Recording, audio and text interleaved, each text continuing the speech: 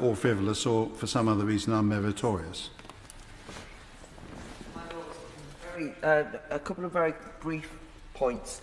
Just following on from that very helpful contribution on Amendment 59, I just wanted to clarify that very often the way that complaints are dismissed is that they are vexatious. And I think it's important that we don't just accept on face value that things are vexatious because somebody accuses them of. That can be a way of actually closing down the complaints procedure. I wanted to also raise a query that maybe I've misunderstood something in the Noble Lord Willet's Clause 58. But, it seemed to me that it tries to suggest that the grievance should be, if I could just read it, OFS can't intervene until a university's own procedures have been exhausted.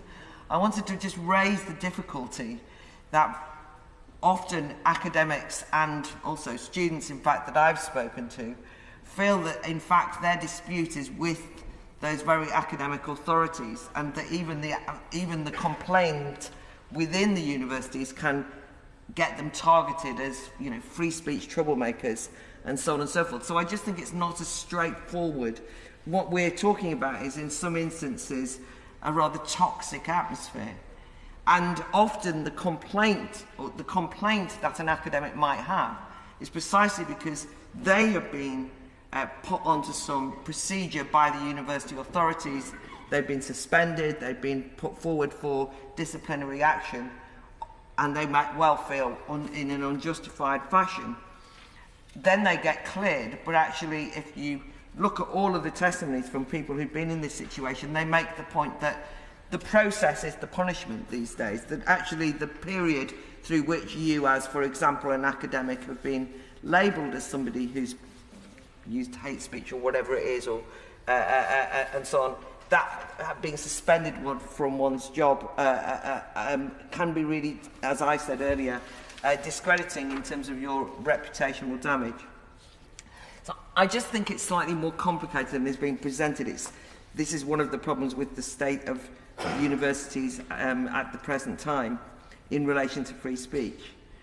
In that sense, I also wanted to raise a concern I had about Amendment 61, which has not as yet been motivated, which was that Amendment 61 suggests that when assessing whether a free speech complaint is justified, the scheme must require the OFS to be mindful of, quote, the right of students to feel safe on university campuses. And I wanted to raise the problem of having that caveat of students feeling safe. We might well think that that would mean feel safe in a physical sense, that they're not physically being threatened. But indeed, the notion of students feeling safe is precisely the way that free speech is being closed down on campus regularly. So, to just use examples, trans students will say that they do not feel safe when they hear gender-critical views, or even if they're in the presence of someone they know to be gender-critical, even if when they're in the presence of them they don't say anything gender-critical. So, feel safe cannot be a caveat on an academic freedom duty under any circumstances. And we know that the notion of feeling safe has now been very broadly determined by a new kind of therapeutic ethos of seeing harm as psychological, not physical, being entirely subjective. And when the whole issue around academic freedom first emerged, it emerged around students demanding safe spaces so that they could be protected from hearing ideas that made them feel unsafe. So that can't possibly, that what looks like a minor caveat on academic freedom would actually be the very death of this bill and would effectively end up being a censorship charter.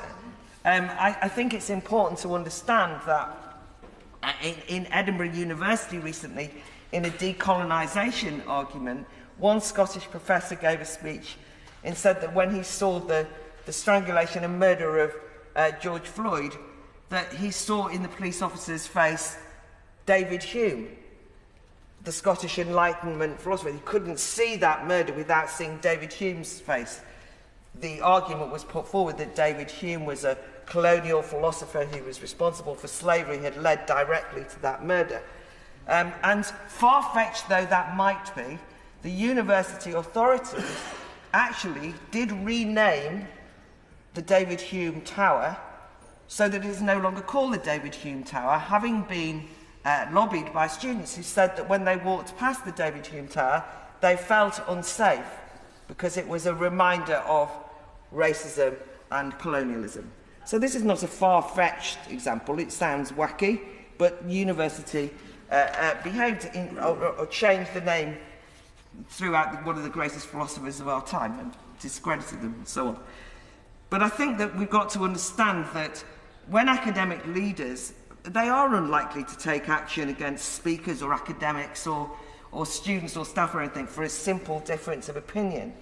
But once an allegation is made of personal safety and that personal safety has been jeopardised, then they're practically obliged to take action.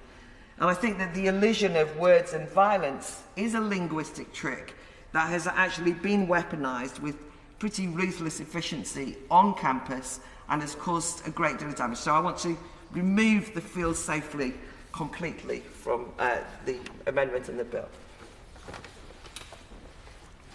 My Lords, I